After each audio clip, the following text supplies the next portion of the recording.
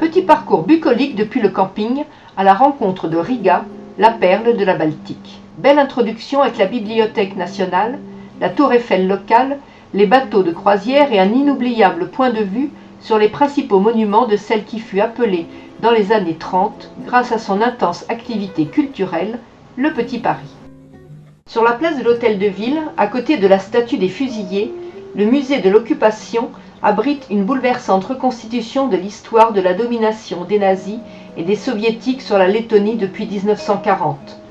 L'État letton n'a été restauré qu'en 1991. De part et d'autre, une université, l'Hôtel de Ville et son carillon, la statue de notre Roland, saint patron de la ville, et la célèbre maison des Têtes Noires. C'est ici que se réunissaient les marchands dès le XIVe siècle.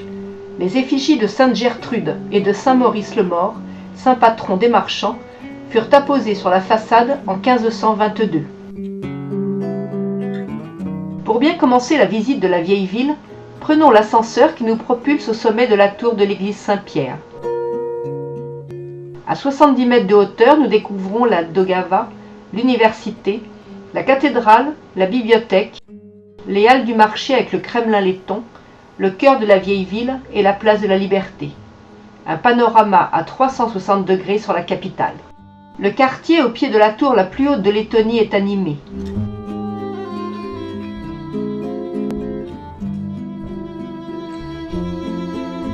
L'amusante sculpture des musiciens de Brême attire les curieux, tout comme les premières façades Art Nouveau.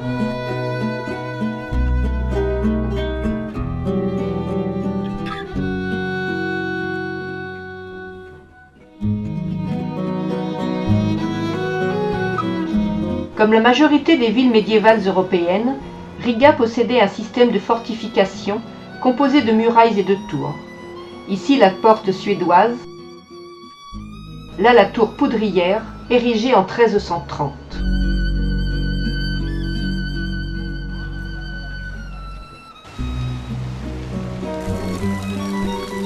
L'Opéra national fut dirigé par Wagner.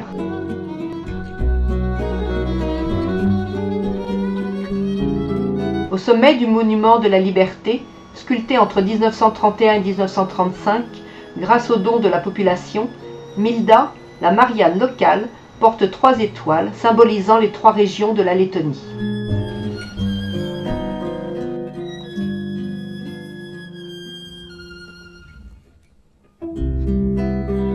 La petite guilde était l'une des 2 places fortes de l'économie lors de la domination allemande. Les chats noirs sculptés sont le symbole de Riga, mais leur origine est née d'un scandale. Un riche marchand, exclu de la grande guilde, ordonna que les chats lui présentent leur arrière-train, que dressés.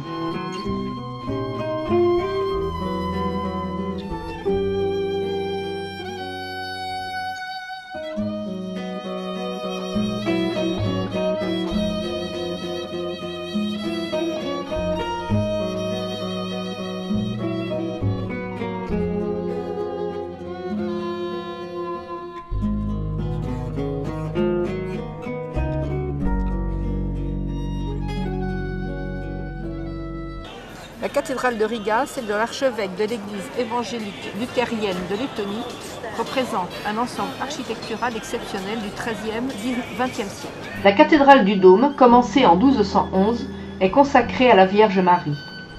Le plus grand édifice religieux des pays baltes est célèbre pour son orgue démesuré de 6768 tuyaux en bois et métal.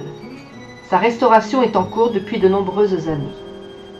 Avec ses 118 mètres de long, le cloître est l'une des rares représentations de l'art architectural médiéval en pays baltes.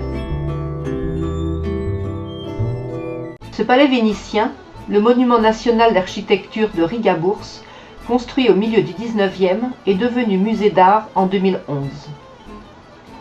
Les 3 frères sont un ensemble de bâtiments de style médiéval. Le Parlement a vécu une période politique agitée en 2011.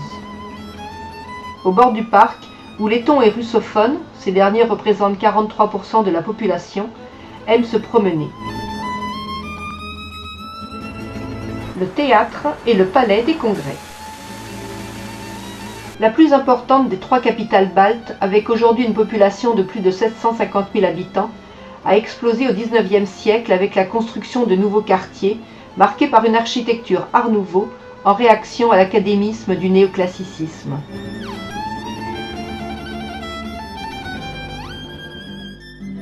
Considérée comme la métropole de l'Art Nouveau dans le monde, Riga affiche avec fierté un tiers de bâtiments issus de ce courant architectural et artistique. Leur richesse vient de l'éclectisme des façades. L'Art Nouveau s'est répandu dans toute l'Europe entre la fin du XIXe siècle et la Première Guerre mondiale. Les rues Elisabethès et Alberta concentrent les plus belles façades art déco du monde. L'architecte Mikhail Eisenstein, le père du cinéaste du cuirassé Potemkin, a réalisé ici des immeubles qui regorgent de figures apparentées au symbolisme. Les volutes de la flore, les formes arrondies et douces, sont en totale opposition avec la rigueur prônée à l'époque dans le bâtiment.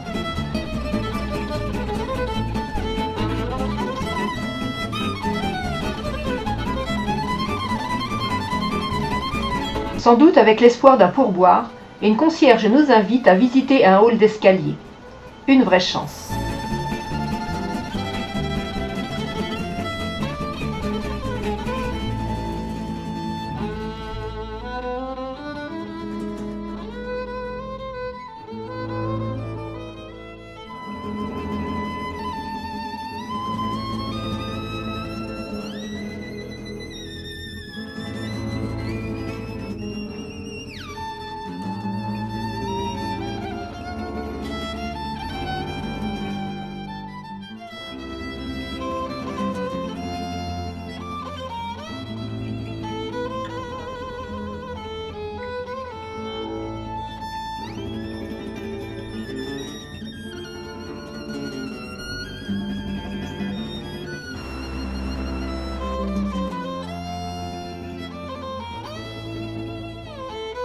La cathédrale orthodoxe Alexandre Nevski fut transformée en planétarium à l'époque soviétique.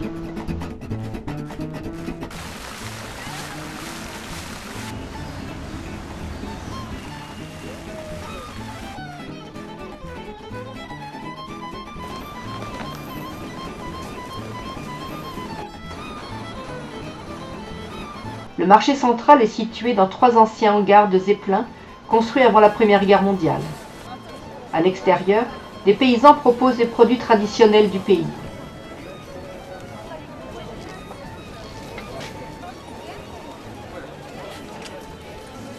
À l'intérieur, les étals regorgent de poissons fumés, saumon, truites, maquereaux, anguilles, harengs, à déguster sans modération.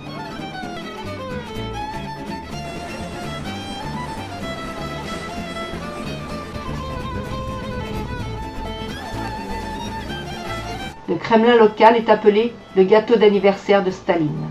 L'église orthodoxe des vieux croyants abrite de nombreuses icônes.